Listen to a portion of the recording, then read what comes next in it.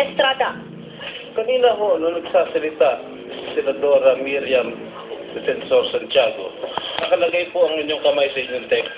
At para bagang ayaw niyo siya pakinggan. Totoo po yan po ay isang kapastusan dito po sa isang miyembro ng hukom na ito. Alam po, totoo po yun. Sapagkat nasasaktan na yung tainga ko. Alam niyo, yun, Mr. President, point of order. What's the point of order? I charge this private prosecutor with complaint of this impeachment court. I have the evidence right here, taken in a video by Senator Alan Cayetano. And to say, nasasaktan ng tenga ko should have been cause for you to walk out of this courtroom with permission of the court. But you cannot make those contemptuous gestures in front of a judge and get away with it.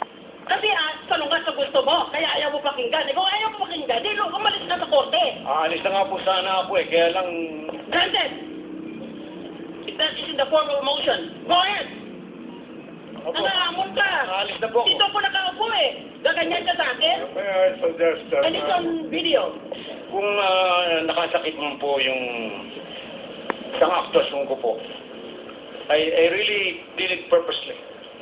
Because totoo naman po na talagang shrill ang voice na nasasaktan ng tainga ko eh. Ang pinaka-importante po sa isang tao ay respeto.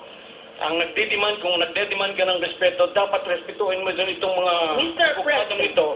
Habang sapagkat yung human dignity, wala pong Now he's lecturing me. I am suspended for several minutes.